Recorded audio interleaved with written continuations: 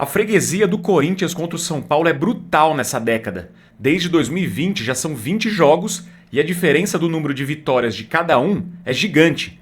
Nesse vídeo a gente te conta. E mais, por que isso acontece? É mais mérito do São Paulo ou queda do rival? A gente também vai explicar por quê.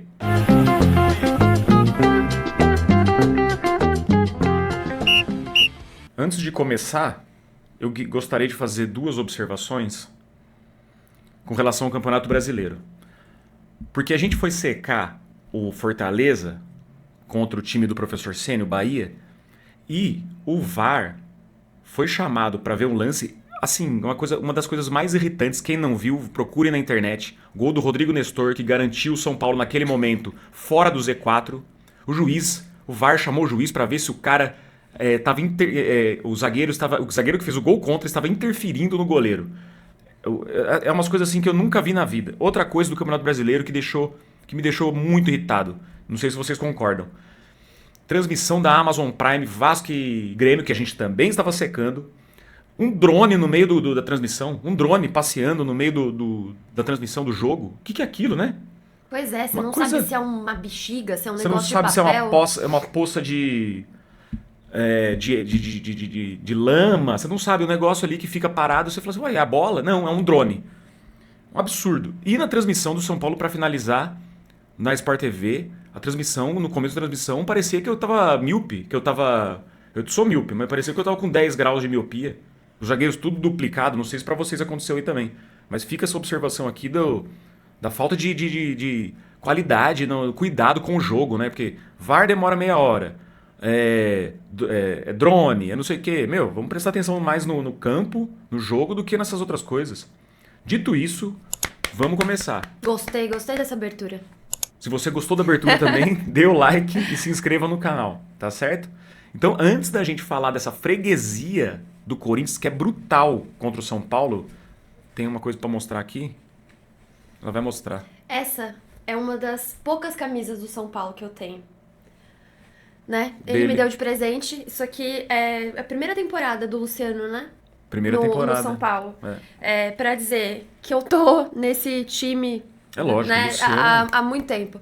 Ele me deu porque como eu falei, desde o jogo 1, o Luciano você percebe que esse o nosso cara, coração, né? Porque o futebol, ele é mais do que diz a van filosofia, é isso? Exatamente. Antes disso, então, seu pitaco com relação ao jogo, assim, acho que do último vídeo que a gente fez, a gente tentou lançar um pouquinho de otimismo, né? E dito e feito, né? O São Paulo fez uma partida assim irrepreensível. Talvez a melhor partida do ano do São Paulo, né? Sim, até porque, considerando a importância desse jogo, né? Uhum. Era muito importante pro São Paulo vencer essa partida e conseguiu jogar muito bem, conseguiu se impor muito. Pra mim, é o que eu venho dizendo, principalmente dentro de casa, desde o primeiro minuto, cada centímetro importa. Então todo mundo tem que marcar, todo mundo tem que diminuir o espaço do adversário desde o comecinho, né? Destaques para quem? Eu queria só falar de um lance antes. Sim. O jogo ainda 0-0, né? E a saída do Oscar, com aquela expressão de dor, aquilo parecia um filme repetido, parecia, não sei, que ia dar tudo errado, né? Porque pra mim, né, ele vinha bem no jogo, uma distribuição muito boa do jogo, e aí naquele lance que pra mim existe muita deslealdade do Martínez. Porque ele não disputa a bola em nenhum momento. Ele só vai no corpo do Oscar, ele sabe, ele é um jogador experiente, ele sabe que é um lance que coloca a integridade muito em risco, então não é como se fosse um carrinho que você tá disputando a bola ali e acaba, né, exagerando um pouco. Não, ele não disputa a bola, ele só vai no corpo do Oscar enquanto ele tá ali na ascendente máxima do salto dele e nada acontece. Porque em qualquer lugar do campo aquilo seria falta. É uma cama de gato, aquilo é pênalti. Além do Daronco, o VAR também não chama. E o jogador do Corinthians nem cartão amarelo toma. Ele é o primeiro volante do Corinthians, condicionaria mais ainda o primeiro tempo e, consequentemente, o jogo, caso ele tivesse sido, no mínimo, amarelado. E aquilo, pra mim, é pênalti. Então, o São Paulo perde ali o seu jogador mais talentoso, lesionado, vai ficar fora de 1 a 2 meses, lesionou as vértebras da região lombar por causa dessa deslealdade do Martínez. Né? E aí e o São Paulo não teve nenhuma contrapartida desse lance no jogo. Simplesmente perdeu o Oscar e entrou o Alisson. Eu acho que só que eu queria dizer. E só para fazer uma observação, que eu tinha esquecido de falar do Oscar, né, na abertura, que... Enfim, eu concordo que foi um lance assim que o cara do Corinthians, ele foi malicioso ali, mas é uma zica do São Paulo. Mas na verdade não é zica, eu tava pensando, isso é maldição, cara. Isso é coisa de Abel Ferreira, de Leila Pereira, eles não têm pacto. Eu não tenho dúvida que eles fizeram algum pacto também. Tem boneco de voodoo lá com a roupinha do São Paulo que eles ficam... Você tá entendendo o que eu tô falando? Porque não é possível, fizeram maldição. O Oscar acabou de voltar, ficou meses fora. Em uma semana ele já machuca e vai ficar mais 2 meses fora. Durou pouco mais de 10 minutos. Isso é coisa do Abel Ferreira, cara. Ele de inveja, ele é invejoso. Ele queria estar no São Paulo, como ele tá no Palmeiras, invejoso. E ele fez esse trabalho, ele e a Leila. Jogo. E aí, beleza. Aí foi isso. O Wendel, fala do Wendel. Tá, eu só queria marcar essa posição. E aí, sobre o jogo... Pra mim, esse lance, eu tinha que dar minha opinião. Pouco antes do jogo, o Enzo Dias, que é um jogador que eu particularmente gosto muito, sentiu uma indisposição estomacal, parece que já tá tudo bem com ele, não vai ser grande problema. Mas eu, como sou uma pessoa que eu não aproveitei nenhuma das oportunidades que a vida me deu, eu fico muito tocada quando eu vejo alguém como o Wendel, que a oportunidade caiu no colo dele ali naquele momento e ele aproveitou como ninguém.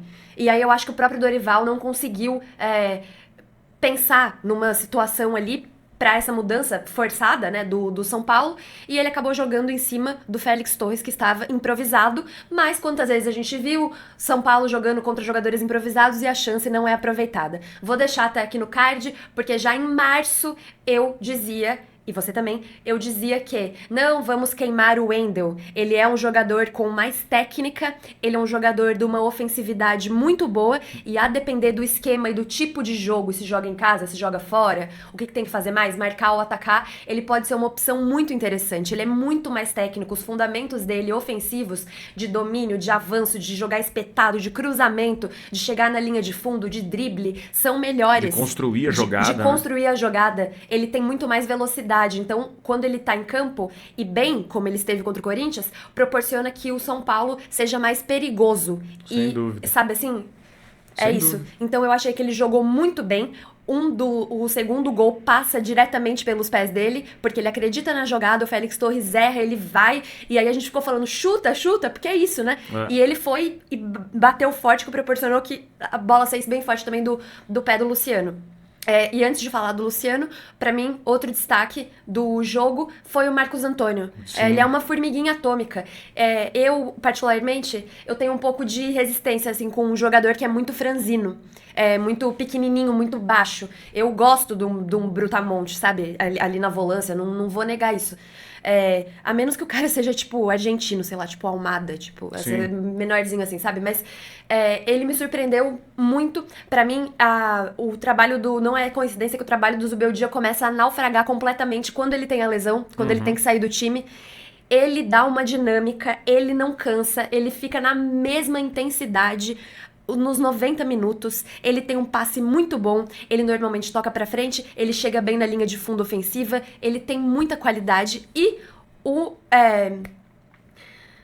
primeiro gol, a jogada só consegue ser originada porque ele, com seu 1,65 m, ele ganha a disputa do Breno Bidon de cabeça no meio do campo. Então você pensa, pô, ele é pequenininho, não vai... Não, ele ganhou a disputa e aí o André Silva, que fez um bom jogo também, dá um passe excelente pro Luciano. Então pra mim o Marcos Antônio, depois do Luciano, foi o melhor em campo. Destaque também pra linha de zaga do São Paulo. O Ferrarese, assim, numa temperatura altíssima, mas não tomou cartão, jogou com responsabilidade, mas jogou muito firme. O Arboleda, um monstro sensacional, né? Sensacional. Uma partida, assim, irrepreensível. Ele não errou nada. A saída de bola do Arboleda, ele jogando ali na sobra, melhorou muito. Sim, é incrível, é impressionante. Eu achei que isso não fosse acontecer. E o gol também, um dos gols do Luciano, é originado por um lançamento de esquerda dele. Coisa que parecia impensável. Então, muito bom. E aí, o grande destaque, que é o Luciano, que não tem como deixar passar, um salve pro Maílson, o maior defensor que eu conheço do Luciano, que tá sempre aqui no canal abrilhantando os comentários. Exatamente. Com sensatez, Beijo na alma, inteligência. Maílson. Beijo, Maílson. A gente ama ter você aqui no canal, viu? Isso. Então, o Luciano é algo inexplicável. Parece que me falta, assim, palavras pra explicar, porque foge um pouco do óbvio, né? Eu acho que tem gente que tem até um pouco de implicância por causa da cara dele, do jeito dele. Porque toma cartão. Mas se você tira essa verve do Luciano, você acaba com a centelha de vida que motiva esse jogo tão sanguíneo e tão de entrega dele. Ele até falou isso, depois na Zona Mista falou, a torcida do São Paulo tá sempre gritando por mim e eu amo eles. Tipo, e dá pra perceber que ele gosta de estar no São Paulo. É o clube que ele conseguiu se dar bem na carreira dele, que ele conseguiu grandes números, que ele conseguiu grandes feitos, os títulos que ele não teve nos outros clubes. Então isso gera uma identificação. Então, o Lucas tá fora, o Oscar tá fora, o Caleri tá fora. Porque o Luciano do quarteto ele vai ter que ir pro banco. Cara, ele é sempre o mais descartável e de todos esses ele é o mais decisivo. Sim, ele tá há 5 anos no São Paulo. Anárquico e perigoso, golaço. O Luciano podia, simplesmente... o Luciano ele podia carregar esse nome, assim como os uruguaios carregam e os argentinos, né? Carregam uma... Como chama isso? Um apelido. Um apelido, não é apelido, eu ia falar outra coisa, eu esqueci. Mas ele podia, o Luciano o anárquico. Luciano perigoso e anárquico. Agora, então... Tirando que... Fala o que ele ficou no campo. Não sei. Flutuando. Ele ficou flutuando. No segundo tempo ele flutuou. Deu passe de letra, deu passe por trás. Quando ele entra nesse modo... Quando ele entra no modo flutuar em campo, quando ele irrita o adversário, ele dá toca de calcanhar, ele chuta com as duas pernas, ele assim faz o que faz o diabo em campo. Ele chega no nível de jogador extra classe, quando ele flutua em campo. Exatamente. Não é muitas vezes, mas quando acontece é lindo de ver. E eu só queria falar mais uma coisinha. Fala. Rafael. Cara, muita segurança. Quando ainda estava 0-0, tudo bem que foi meio sem querer, mas ele pegou a bola lá com a cara. Foi uma defesa importantíssima, porque se o São Paulo toma o gol ali, ia ser muito difícil. E uma coisa que eu queria chamar a atenção, que eu ouvi poucas pessoas falando, quando ele faz aquela defesa, que o jogo tava faltando 2, 3 minutos pra acabar. Se toma aquele gol do Ranieri ali, ia ser aqueles 2, 3 minutos e a gente sabe que o Daronco ia dar. Ele deu mais um. E aí o Bandeira já tava querendo dar todas as bolas pro Corinthians lá, pro Garro cobrar.